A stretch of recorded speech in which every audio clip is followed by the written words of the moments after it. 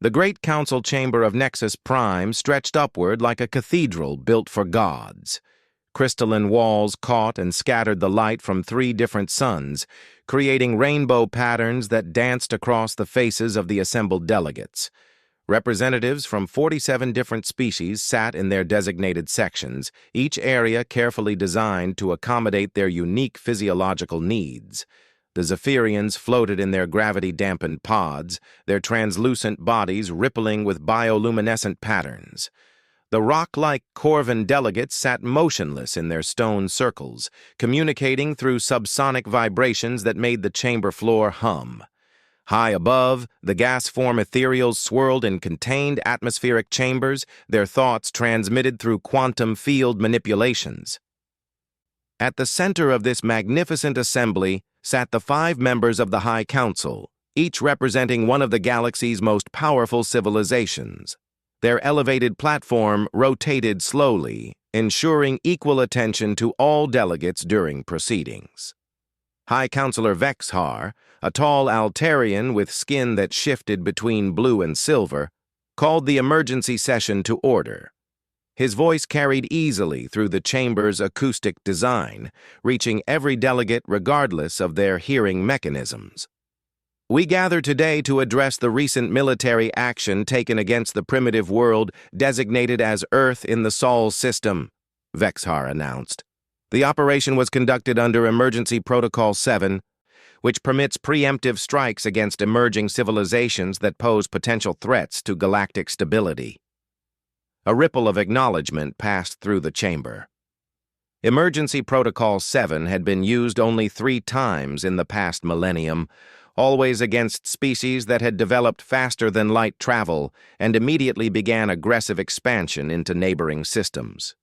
Counselor Thane Iris, a serpentine Vorthon whose scales gleamed like polished obsidian, leaned forward. The intelligence reports were clear. The humans had achieved nuclear capability and were showing signs of rapid technological advancement. Their history showed consistent patterns of warfare and territorial expansion. Computer models predicted a 93% probability that they would become a galactic threat within 2 centuries. The strike was surgical and precise, added Counselor Mordak, a massive Krugan whose exoskeleton bore the scars of countless battles. 17 strategic locations were targeted: military installations, space-capable launch facilities, and major population centers. The electromagnetic pulse weapons disabled their technology grid. Casualties were estimated at 70% of their population. The chamber remained quiet as the statistics were presented. To most delegates, these numbers represented a successful containment operation. Earth was just another primitive world that had been prevented from spreading chaos throughout the galaxy. Counselor Yil Andra, whose crystalline form refracted light into complex patterns, projected holographic displays showing Earth before and after the attack. The before images showed a blue-green world teeming with life, dotted with glowing cities and crisscrossed with the trails of orbital vehicles. The after images were darker, showing scattered fires and electromagnetic dead zones across most continents. The operation concluded 47 standard days ago, Yil Andra reported. Follow-up scans indicate the collapse of their global communication networks and the cessation of space-based activities. The surviving population has regressed to pre-industrial technology levels. The threat has been neutralized. A few delegates shifted in their seats, some displaying what might have been satisfaction in their species' particular body language. The hegemony of worlds had protected itself once again from a potentially dangerous species. High Counselor Vexhar was about to move to the next agenda item when a deep sound echoed through the chamber. It wasn't the harmonic tones of the usual translation systems or the subsonic communications of the Corvans. This was something else entirely, the sound of heavy footsteps on metal flooring. The main entrance to the chamber, a massive portal designed to accommodate the largest species in the galaxy, began to iris open. The delegates turned to look, expecting to see perhaps a late arrival from one of the outer rim worlds. What emerged from the portal was unlike anything most of them had ever seen. The creature walked upright on two legs, standing roughly 2 meters tall. Its body was covered in what appeared to be some sort of protective shell or armor, dark green in color with various pouches, straps, and equipment attached. The head was encased in a transparent dome, revealing features that were strikingly predatory. Forward-facing eyes, pronounced jaw muscles, and an expression that radiated controlled fury. But what struck the assembled delegates most was not the creature's appearance, but the way it moved. Every step was measured, deliberate, and filled with barely contained violence. This being moved like a hunter, like something that had spent its existence learning to kill efficiently. The creature, the human, though few in the chamber immediately recognized it as such, continued its steady march toward the center of the chamber. Its equipment clinked softly with each step, and several delegates could see what appeared to be weapons attached to its belt and strapped to its back. Counselor Mordak rose from his seat, his massive frame casting a shadow across the chamber floor. "Halt! This is a secured session of the High Council. No unauthorized beings are permitted in this chamber." The human stopped, but did not retreat. Instead, it reached up and touched something on the side of its helmet. The transparent dome retracted with a soft hiss, revealing a face that was unmistakably human, scarred, weathered, and absolutely furious. "My name is Gunnery Sergeant Marcus Chen, United Earth Marine Corps," the human said, his voice carrying clearly through the chamber's acoustics. "I'm here on behalf of what's left of my species." A shocked silence fell over the assembly. Several delegates began rapid consultations with their translation systems, trying to confirm what they had just heard. The computer models had predicted total technological collapse on Earth. How had this being traveled across interstellar space? High Counselor Vexhar's skin shifted to a deeper blue, indicating confusion or concern. "That is impossible. Our intelligence confirms the complete elimination of Earth's space-capable technology. No vessels could have left that system." Sergeant Chen's mouth curved into what might have been a smile, but there was nothing pleasant about the expression. "Your intelligence was wrong about a lot of things." He began walking again, moving closer to the central platform. Several security drones descended from hidden alcoves in the ceiling, their weapons trained on the human. Chen glanced at them but didn't slow his pace. "You want to know how I got here?" Chen asked, his voice growing louder. "You want to know how a primitive human managed to cross 37 light years to stand in your pretty council chamber?" Counselor Thane Iris's scales rippled with agitation.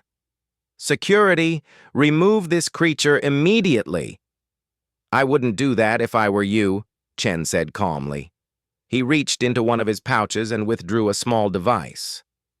To most of the delegates, it looked innocuous, just a simple cylinder about the size of a human finger. But something about the way Chen held it suggested it was anything but harmless. "This is a dead man's switch," Chen explained. "Quantum entangled with devices placed strategically throughout this station. If my heart stops, if my brain activity ceases, if this device is damaged or separated from me by more than 3 meters, well, let's just say your beautiful council chamber will become a very brief star." The security drones froze in place, awaiting new orders. The delegates began murmuring among themselves, some starting to look genuinely concerned for the first time since the session had begun.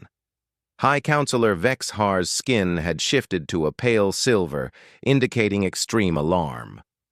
"What do you want, human?" Chen's smile broadened, becoming even more unsettling. "I want to tell you a story. I want to tell you what really happened when you decided to neutralize the threat from Earth. I want you to understand exactly what you've done." He gestured to his uniform, to the various insignia and patches visible on his armor. "You see, you made a fundamental error in your intelligence gathering. You observed our wars, our conflicts, our seemingly endless capacity for violence, and you concluded that we were a threat to galactic peace." Chen's eyes swept the chamber, making contact with as many delegates as possible. But you misunderstood what you were seeing. You thought our conflicts meant we were chaotic, uncontrollable. You thought our capacity for violence meant we were randomly destructive. He took another step forward, and several delegates instinctively moved back in their seats. What you actually observed was a species that had spent its entire evolutionary history learning to work together in the face of existential threats. Every war we fought taught us better logistics, better communication, better coordination.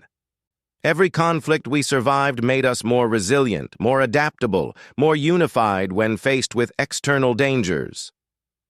Counselor Yil-Andra's crystalline form flickered with rapid light patterns, the Catharian equivalent of nervous energy. Our models accounted for human cooperative capabilities.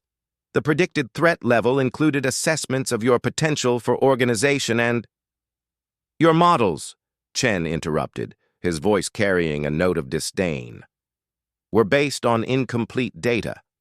You observed us from a distance, analyzing our external behaviors without understanding the deeper currents of human psychology and culture." He began walking in a slow circle around the central platform, keeping the dead man's switch clearly visible. "You saw our nations and assumed they represented permanent divisions. You saw our different languages and cultures and assumed they prevented true cooperation. You saw our religious and ideological differences and assumed they made us fundamentally incompatible." Chen stopped walking and looked directly at High Counselor Vexhar. "What you failed to understand is that all of those differences become completely irrelevant the moment someone threatens Earth." The chamber had fallen completely silent. Even the subsonic communications of the Corvins had ceased, leaving only the soft hum of the station's life support systems. "You want to know what happened after your surgical strike?" Chen asked. "You want to know how a species you thought you'd knocked back to the Stone Age managed to build quantum communicators and interstellar vessels in less than 50 days? He reached into another pouch and withdrew a small data crystal, holding it up for all to see. "This contains the complete record of Earth's response to your attack. Every communication, every decision, every action taken by the survivors." Chen's expression hardened. "Within 6 hours of your attack, every remaining government on Earth had established contact with each other. Within 12 hours, they had formed a unified command structure. Within 24 hours, they had begun coordinating rescue operations and resource distribution on a global scale." He inserted the data crystal into a port on his armor, and holographic displays began appearing throughout the chamber. The images showed the aftermath of the attack, but not the devastation the Council expected to see. Instead, the holograms displayed organized evacuation efforts, underground facilities that had survived the electromagnetic pulses, and most remarkably, the rapid construction of new technology using materials and techniques that hadn't appeared in any of the Council's intelligence reports. "You see," Chen continued, "you made another critical error. You assumed that all of our advanced technology was located in the obvious places: the military bases, the space centers, the major cities. You never considered that a species paranoid enough to fight wars for millennia might have built redundant systems, hidden facilities, and backup plans." The holographic displays showed underground complexes that stretched for kilometers, shielded manufacturing facilities that had continued operating even after the electromagnetic attacks, and launch sites hidden in remote locations that the Council's intelligence had never detected. "But even more importantly," Chen said, "you underestimated our ability to innovate under pressure. When you destroyed our computer networks, our engineers started building new ones using principles they'd only theorized about. When you knocked out our power grid, our scientists began implementing fusion reactors they'd designed but never had the political will to construct." The images now showed the rapid construction of new spacecraft, vessels that looked nothing like Earth's previous space technology. These ships were sleeker, more advanced, and bore design elements that seemed to incorporate principles from multiple technological paradigms. Within 30 days of your attack, Chen said, his voice growing colder, we had not only rebuilt our technological infrastructure but had advanced it beyond anything we'd possessed before the attack. Necessity, it turns out, really is the mother of invention. High Counselor Vexhar's skin had gone completely white, a color most of the delegates had never seen in Altarian display. This is impossible. Our follow-up scans showed no signs of advanced technology, no electromagnetic emissions, no quantum signatures, no signatures that your sensors were designed to detect, Chen interrupted. Did it never occur to you that a species capable of developing nuclear weapons might also be capable of developing stealth technology? The holographic displays now showed the construction of Chen's own vessel, a sleek ship that seemed to bend light around itself as it moved through space. Time-lapse imagery revealed how it had been built in sections within underground facilities, then assembled in a shielded cavern before being launched through a disguised opening in what appeared to be a natural mountain formation. The ship that brought me here, Chen said, incorporates technology that your species won't develop for another 1,000 years. We compressed centuries of research and development into a few weeks because you gave us the ultimate motivation. Survival. Counselor Mordak's massive frame shifted restlessly. Even if what you claim is true, you are only one vessel, one being. Your species may have survived, but you cannot seriously threaten the combined might of 47 civilizations. Chen's smile returned, and this time it was genuinely terrifying.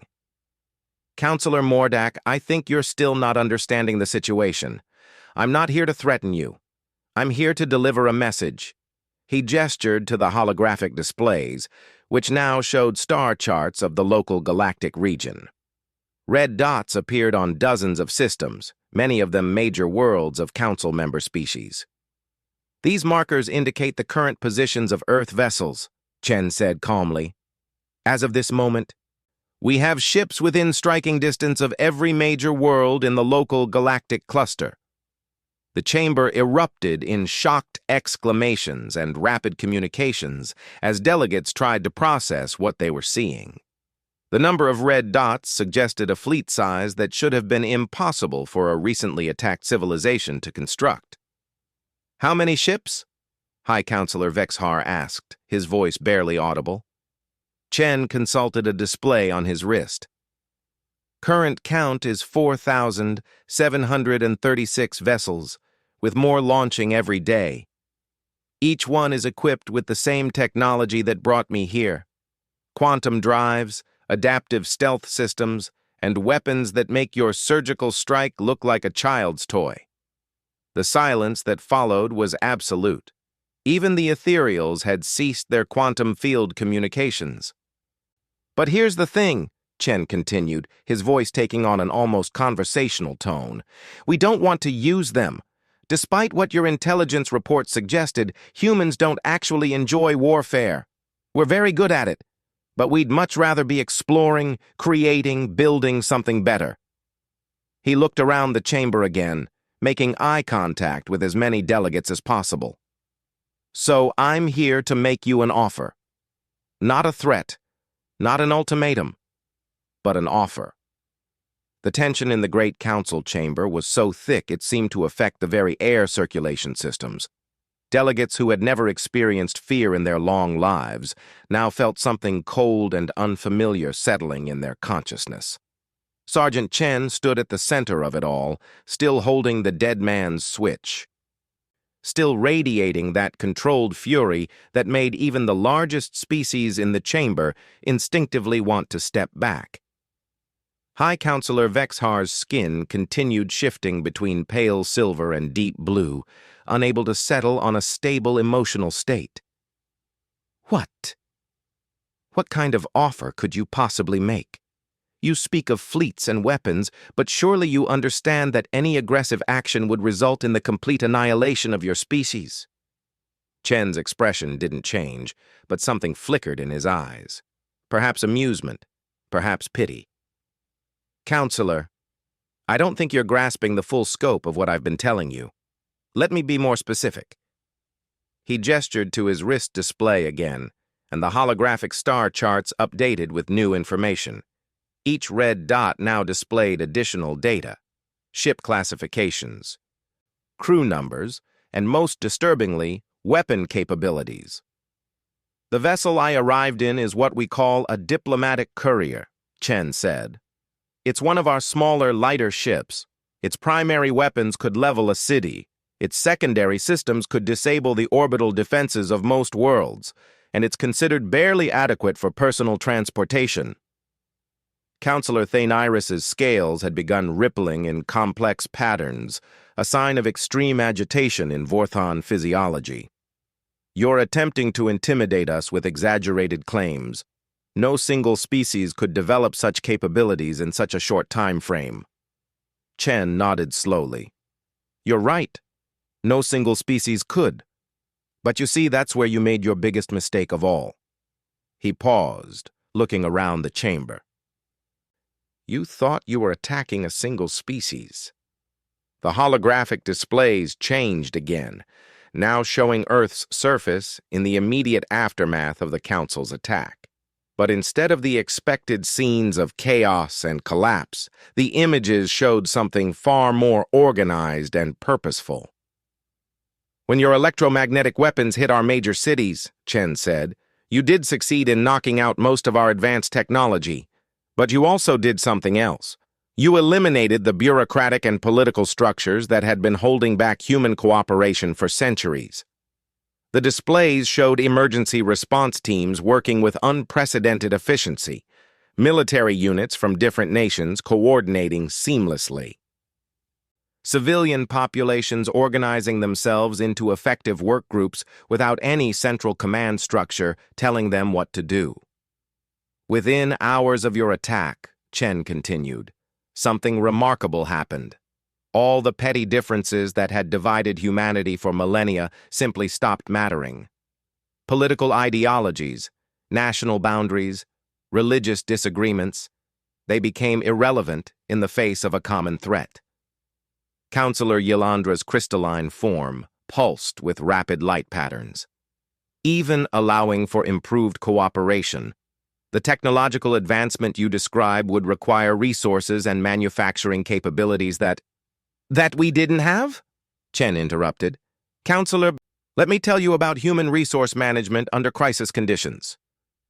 The holographic displays now showed underground facilities that made the previous images look small.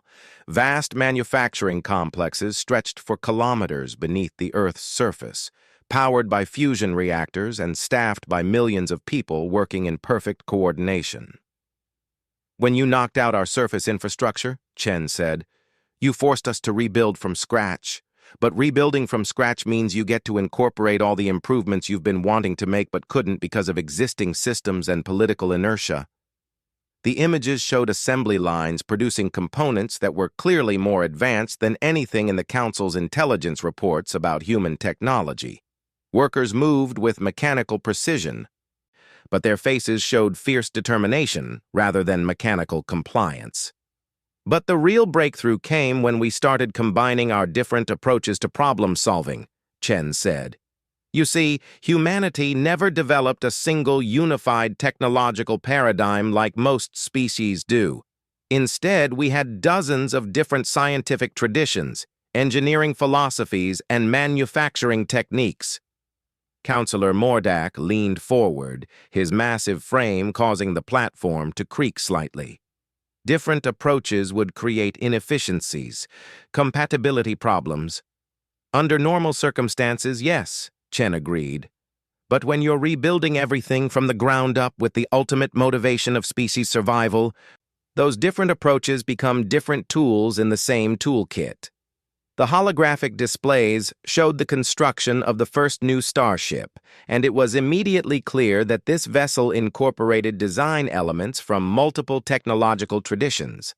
The hull showed influences from at least 6 different engineering philosophies, while the internal systems seemed to blend dozens of different approaches to power generation, life support, and propulsion. Our first new ship took 11 days to design and build, Chen said. By the time we launched the 10th ship, we had reduced that time to 4 days. By the time we launched the 100th ship, we were completing 2 ships per day, and the rate has been accelerating ever since. High Counselor Vexhar's voice was barely a whisper. That's impossible.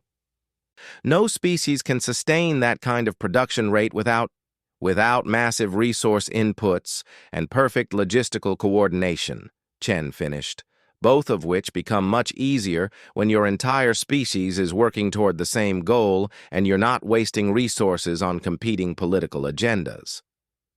The star charts updated again, showing the movement patterns of the red dots. Instead of random distribution, the ships were clearly following coordinated patterns, moving in formations that suggested sophisticated tactical planning. But ships are just tools, Chen continued. What you really need to understand is the people crewing them. Every single vessel in our fleet is staffed by volunteers who watched their world burn and decided that such a thing would never happen to anyone else ever again. The holographic displays showed the interior of one of the ships. The crew moved with military precision, but their faces showed something beyond simple discipline. These were people who had found a purpose that transcended individual survival. Each crew has an average of 47 people, Chen said. Each person has an average of 38 family members or close friends who died in your surgical strike. That's nearly 2,000 personal motivations for excellence on every single ship. Counselor Thane Iris's scales had settled into a pattern that most delegates recognized as profound unease. What do you want from us? What is this offer you mentioned? Chen's expression softened slightly, the first time his fury had seemed to diminish since entering the chamber. What we want is very simple. We want to make sure that what happened to Earth never happens to any other species ever again. The star charts changed once more, now showing not just human ships, but also the locations of known Council military installations, strategic resource deposits, and major trade routes. The human vessels weren't positioned aggressively. Instead, they were distributed in patterns that would allow them to respond quickly to threats anywhere in the local galactic region. Our offer is this, Chen said. We want to join the galactic community, not as subjects, not as a client species, but as partners. We want to contribute our capabilities to the defense of all species against genuine threats. Several delegates began murmuring among themselves, confused by this apparent shift in tone.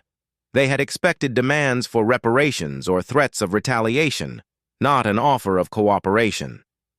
In return, Chen continued, we want 3 things. First, Emergency Protocol 7 is permanently revoked. No more preemptive strikes against developing civilizations based on computer models and speculation. High Counselor Vexhar's skin shifted to a deeper blue. That protocol exists to protect established civilizations from potential threats. Without it, you'll have to actually evaluate each situation individually and make decisions based on real evidence rather than statistical projections, Chen said. Which brings me to our second requirement. Any future decisions about military action against developing species must be made by a council that includes representatives from those species. The chamber erupted in shocked exclamations. The idea of including primitive species in council decisions was unprecedented and, to many delegates, deeply disturbing. Counselor Mordak's voice boomed over the noise. Impossible! Developing species lack the experience and perspective necessary for such decisions. They would be influenced by emotions, by limited understanding. Like the emotions and limited understanding that led to the attack on Earth? Chen asked quietly. The chamber fell silent again.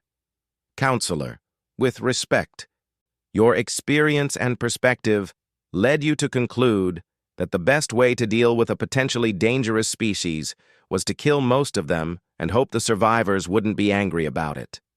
Chen gestured to the holographic displays, which now showed detailed analyses of the Council's decision-making process regarding Earth. The data revealed a series of assumptions. incomplete intelligence assessments, and logical leaps that, viewed in hindsight, seemed almost criminally negligent. Our third requirement, Chen said, is the establishment of a rapid response system for species facing existential threats. Not threats to galactic stability, actual existential threats. Natural disasters, plague outbreaks, resource depletion, anything that could wipe out an entire civilization. Counselor Yil-Andra's light patterns had begun pulsing in what looked like confusion. Such a system would require enormous resources, constant monitoring, rapid deployment capabilities, all of which humanity is prepared to provide, Chen said. We've already begun developing the necessary technology and training the personnel. What we need from the Council is cooperation and information sharing. The holographic displays now show detailed plans for rescue vessels, disaster relief equipment, and mobile medical facilities. The scope and sophistication of the proposed systems was staggering, clearly representing months of intensive planning and development. You've been preparing this since the attack, High Counselor Vexhar observed. This isn't a spontaneous offer. You've been planning this response from the beginning. Chen nodded. From the moment we realized we had survived your attack and would be capable of rebuilding, yes. But, Counselor, this was always going to be our response. Even if you had succeeded in reducing us to a pre-technological civilization, even if it had taken us centuries to rebuild, we would eventually have reached this same conclusion. He looked around the chamber, making eye contact with as many delegates as possible. Humanity doesn't believe in revenge for its own sake. We believe in making sure that bad things don't happen again. Your attack didn't just threaten us. It revealed a fundamental flaw in galactic civilization's approach to emerging species. The star charts updated one final time, showing not just human ships but also projected patrol routes, response times, and coverage areas for the proposed rapid response system. The scope was breathtaking. Complete coverage of the local galactic region with response times measured in days rather than months or years. This is what we're offering, Chen said. A partnership that protects everyone, prevents future tragedies like the one you inflicted on Earth, and brings humanity into the galactic community as a contributing member rather than a potential threat.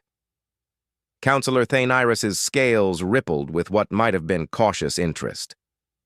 And if we refuse these requirements? If the Council decides that your proposals are unacceptable? Chen's smile returned, but this time it carried more sadness than fury. Then we implement them anyway. The rapid response system gets built with or without Council cooperation. The monitoring of developing civilizations continues with or without information sharing. And the next time someone decides to launch a preemptive strike against an innocent species, they'll find themselves facing the combined might of Earth's fleet. He held up the dead man's switch again. But that outcome benefits no one. Humanity would prefer to work with the existing galactic government rather than in opposition to it. We'd prefer to be partners rather than watchdogs. We'd prefer cooperation to confrontation. The chamber remained silent for a long moment as delegates tried to process the magnitude of what they were hearing. This wasn't just a proposal for policy changes. It was a complete restructuring of galactic civilization's approach to emerging species and existential threats. How do we know you won't simply take what you want regardless of our decision? Counselor Mordak asked. Your fleet gives you the capability to enforce your will through force. Chen's expression grew serious. Because, Counselor, that's exactly the kind of thinking that led to the attack on Earth in the first place. Yes, we have the capability to enforce our will through force, but capability doesn't equal intention. We're not here to conquer anyone or impose our values on other species. We're here to make sure that surgical strikes against developing civilizations become a thing of the past. He gestured to the holographic displays one more time, showing detailed projections of the proposed system's benefits. Reduced conflict between species, faster response to genuine emergencies, better integration of new civilizations into the galactic community. The choice is yours, Chen said. You can work with us to build something better, or you can maintain the status quo and watch us build it anyway. But either way, the age of preemptive strikes against developing species is over. The Great Council Chamber had never been so quiet for so long. In the 3 millennia since its construction, there had always been some form of communication happening. The subsonic rumbles of the Corvins, the quantum field fluctuations of the ethereals, the bioluminescent flashes of the Zephyrians. Now, even these unconscious forms of expression had ceased, as every delegate grappled with the magnitude of Sergeant Chen's proposal. High Counselor Vexhar's skin had stabilized into a pale gold, a color that indicated deep contemplation in Altarian physiology. His eyes, large and multifaceted, reflected the holographic displays still showing the distribution of human vessels throughout the local galactic region. You ask us to fundamentally restructure millennia of galactic governance based on a single incident, Vexhar said finally. Emergency Protocol 7 has prevented countless potential conflicts. The statistical evidence supporting preemptive intervention against aggressive species is overwhelming. Chen's jaw tightened slightly. Counselor, with respect, your statistical evidence failed to predict that humanity's response to aggression would be to build a fleet capable of protecting other species from the same fate. Perhaps your models need updating. From the Corvan section came a deep, resonant tone that the translation systems interpreted as thoughtful consideration.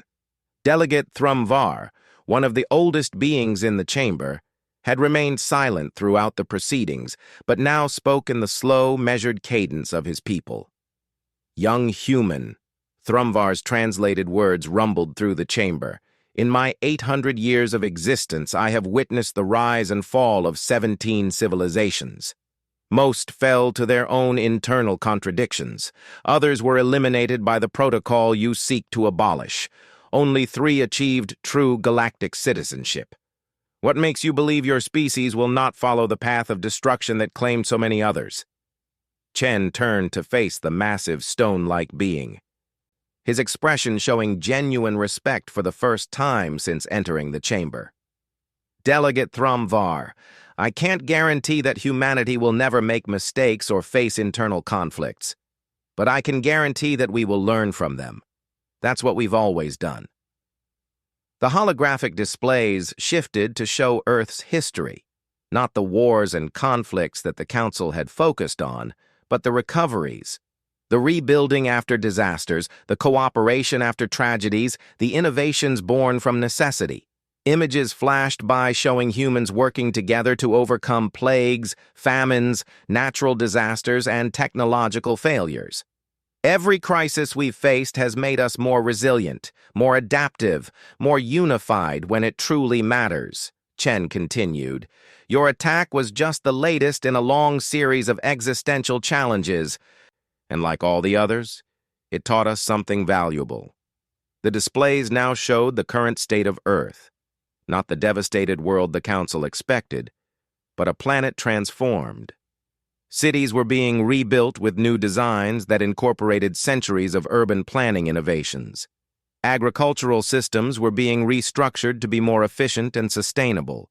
Energy grids were being redesigned around fusion technology that made nuclear weapons obsolete.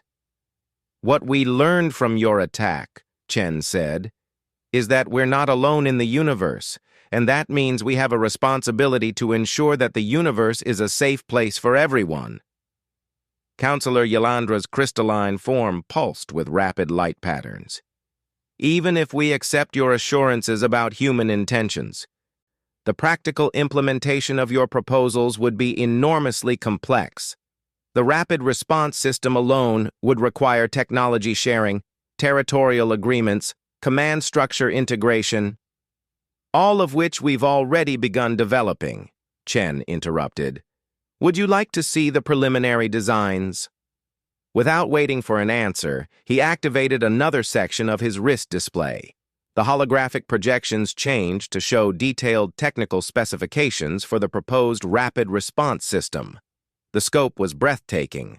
A network of monitoring stations, rapid deployment vessels, and coordination centers that would provide comprehensive coverage of the entire local galactic region. The monitoring stations can detect natural disasters, plague outbreaks, and technological failures at ranges of up to 50 light-years, Chen explained. The deployment vessels can reach any threatened system within 72 hours. The coordination centers can manage simultaneous operations across dozens of systems.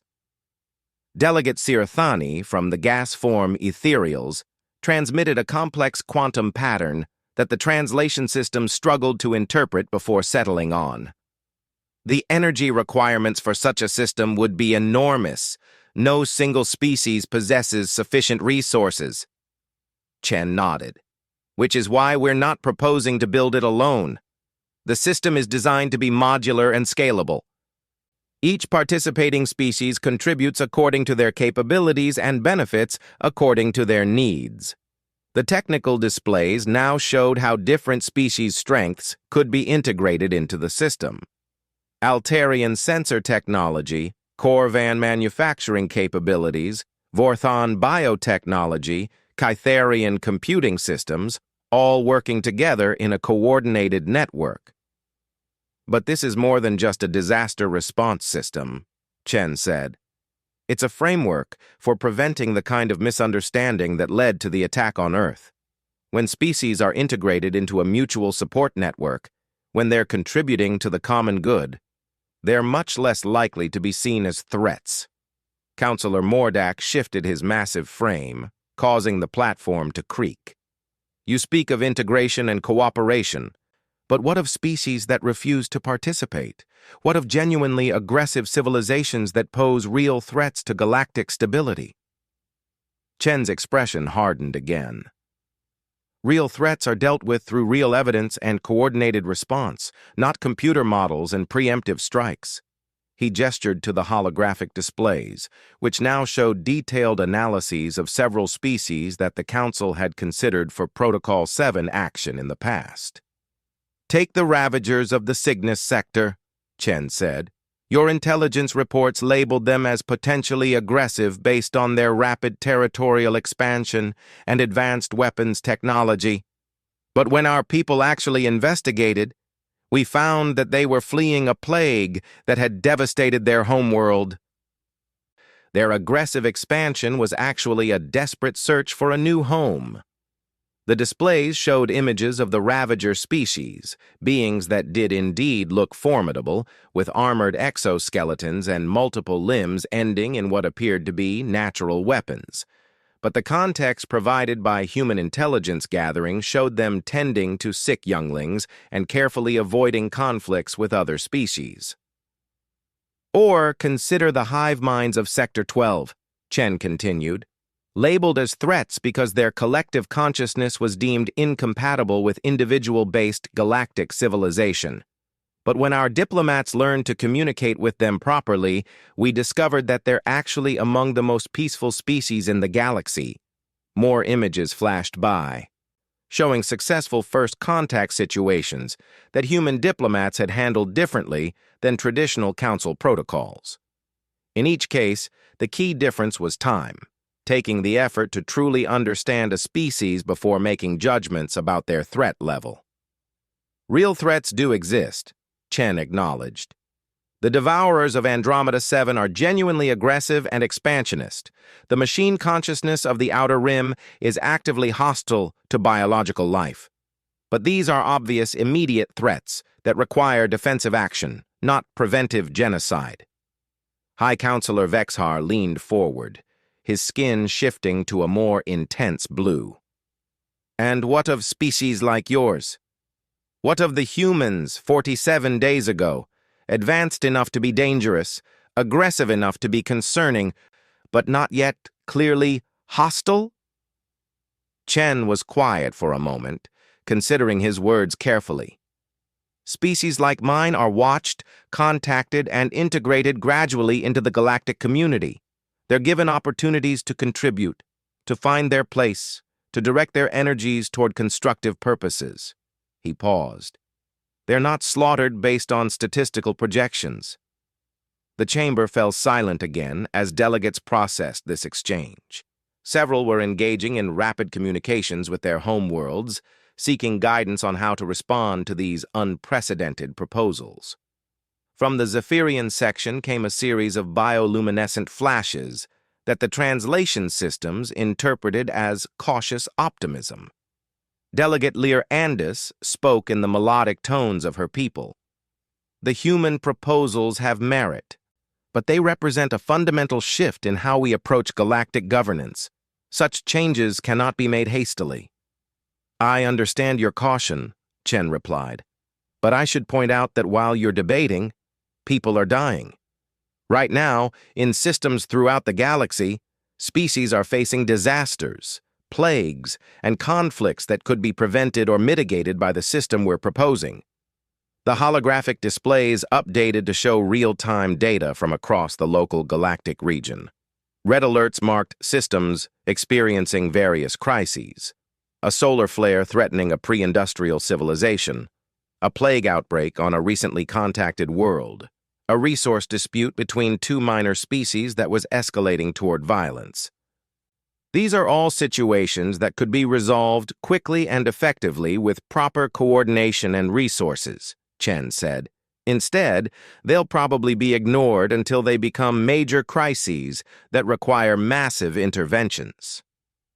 Counselor Thane Iris's scales had begun rippling in a new pattern, one that experienced diplomats recognized as the Vorthan equivalent of grudging respect. Assuming we were to accept your proposals in principle, what would be the timeline for implementation?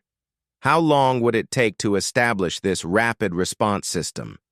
Chen consulted his wrist display. Phase 1 monitoring stations could be operational within 6 months. Basic rapid response capabilities within a year. Full system integration within 3 years.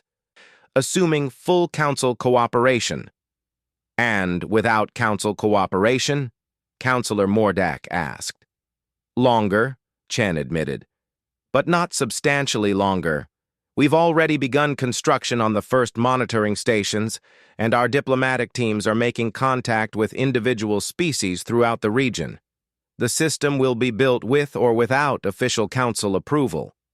High Counselor Vexhar's skin had shifted to a deep purple, a color that indicated the most serious form of contemplation in Altarian psychology. You're asking us to trust you with the safety of the entire galactic community based on 50 days of post-crisis behavior. No, Chen replied quietly. I'm asking you to trust us based on 4 billion years of evolutionary history that shaped us into a species capable of building this fleet and making this offer instead of using our capabilities for revenge. He gestured one final time to the holographic displays, which now showed a projection of the galaxy 50 years in the future. Instead of the scattered, isolated civilizations of the present, the projection showed an integrated network of species working together, sharing resources and knowledge, responding quickly to threats and disasters. This is what we're offering, Chen said. Not human dominance, not conquest, not revenge. Partnership, cooperation. A galaxy where species are judged by their actions rather than statistical projections, where emerging civilizations are guided rather than eliminated, where everyone works together to ensure that no species ever has to face extinction alone. The silence that followed was different from the shocked quiet that had characterized most of the session. This was the silence of minds grappling with possibilities, of civilizations considering a fundamentally different way of existing in the galaxy. Finally, High Counselor Vexahar stood, his skin settling into a steady gold that indicated resolution. The Council will need time to consider your proposals.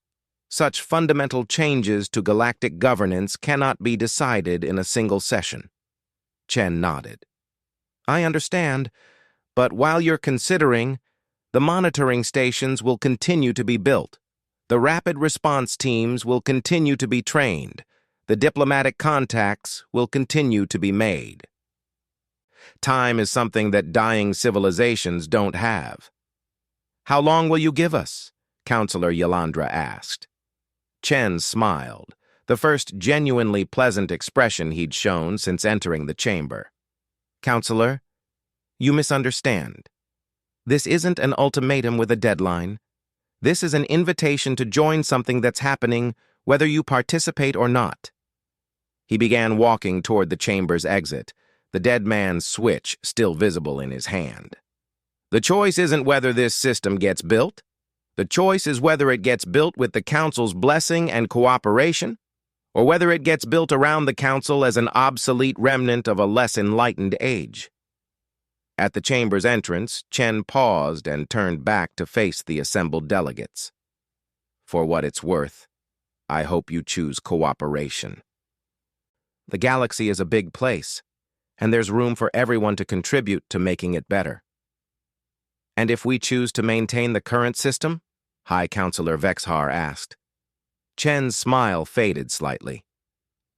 Then you'll discover that the current system no longer exists.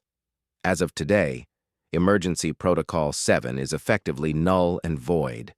Any attempt to implement it will meet with immediate response from Earth's fleet. He looked around the chamber one last time. But I don't think it will come to that. I think you'll discover, as we did, that cooperation produces better results than conflict. That understanding produces better outcomes than assumption. That building something together is more satisfying than tearing something down alone. What happens now? Counselor Mordak asked. Now you deliberate, and we continue building, Chen replied. In 6 months, the first monitoring station will be operational. In a year, the first rapid response deployment will save lives. In 3 years, the galaxy will be a fundamentally safer place for everyone. And Earth's fleet? Counselor Thane Iris asked. Chen's smile returned to its full brightness. Earth's fleet will do what human fleets have always done. Protect those who need protection, explore what needs exploring, and build what needs building. The only difference is that now we're doing it among the stars instead of just on one small blue world. With that, he turned and walked out of the chamber, leaving behind a group of delegates who suddenly had to grapple with the reality that the galaxy had just changed forever, whether they liked it or not. In the months that followed, the Council's debates would prove to be largely academic. The human rapid response system proved its worth time and again, preventing disasters and saving lives across the local galactic region. One by one, species began contributing to the system, sharing resources and knowledge in ways that the old Council structure had never facilitated. Emergency Protocol 7 was formally revoked 18 months later, not because of human threats, but because it had become clear that the new system of integration and cooperation was simply more effective at maintaining galactic stability. And throughout it all, the small blue world that had been written off as a neutralized threat continued to rebuild, to innovate, and to send its children out among the stars as guardians of a galaxy that had learned, sometimes the hard way, that diversity and cooperation were stronger than fear and preemption. The age of surgical strikes was over. The age of mutual protection had begun. And at its heart stood a species that had looked extinction in the face and responded by building something that ensured no other species would ever have to face it alone.